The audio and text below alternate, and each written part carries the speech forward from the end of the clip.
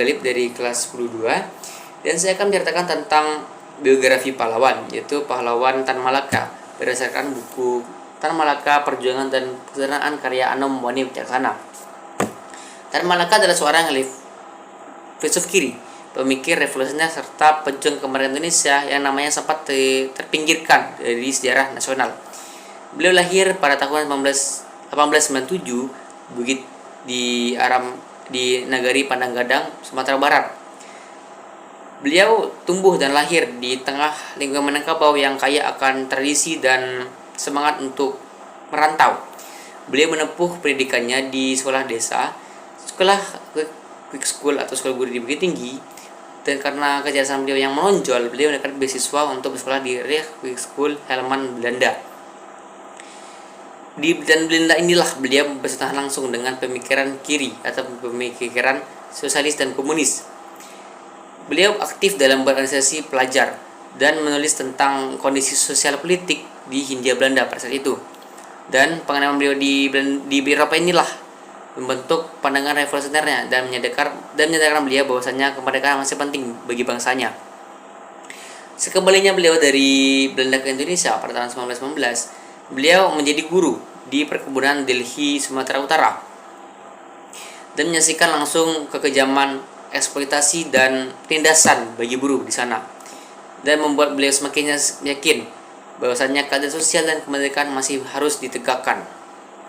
Beliau terjun ke pergerakan nasional.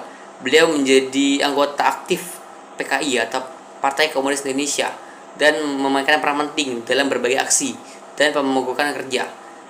Pemikiran beliau yang radikal dan sosialis ini serta orisinil bak konsep masa akte atau aksi massa.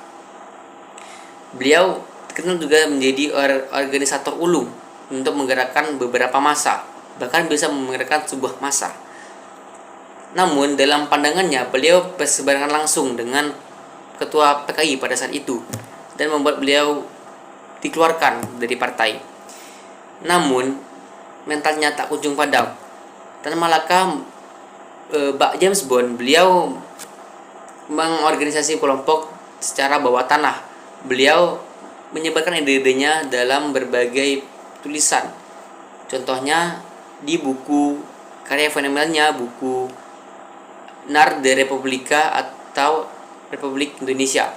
Beliau memprediksi jauh ke depan bahwasanya Indonesia harus merdeka, dan beliau memberi gagasan dan ide-idenya dalam sebuah buku itu, yaitu pemerintahan yang ideal, sebuah Republik Indonesia sebelum jauhnya kata Indonesia merdeka.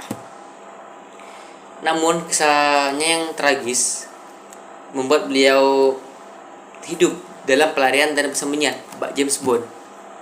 Beliau harus mengganti namanya atau menggunakan nama samarannya untuk menghindari kejaran dari aparat kolonial serta intelijen pada saat itu. Sungguh tragis. Akhir hidup Tan Malaka tidak sejalan dengan ide ideal yang diperjuangkannya.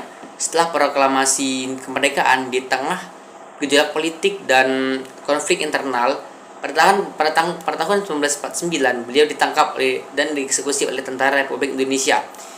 Lokasi pasti makamnya masih belum diketahui hingga saat ini. Dan dalam berbagai artikel di media masih menyatakan bahwasanya beliau meninggal atau wafat dalam keadaan masih menjomblo. Sungguh tragis. Meskipun akhir hidup yang tragis, beliau memiliki warisan pemikiran dan perjuangan yang masih relevan hingga saat ini. Beliau menjadi sosok intelektual yang revolusioner, yang berani berpikir di luar batas pada zamannya, dan gigih memperjuangkannya hingga titik darah penghabisan. Hal yang bisa kita petik dari Tan Malaka adalah pentingnya pemikiran kritis, keberanian, dan kesederhanaan dalam menjalani hidup untuk mencapai cita-cita luhur. Salah satu kata-kata yang masih saya suka dari buku ini adalah kata-kata inspiratif dari buku ini adalah bergelap-gelaplah dalam terang dan berterang-teranglah dalam gelap. Sekian dari saya, mohon maaf jika ada salah kata dan salah penyebutan. Wassalamualaikum warahmatullahi wabarakatuh.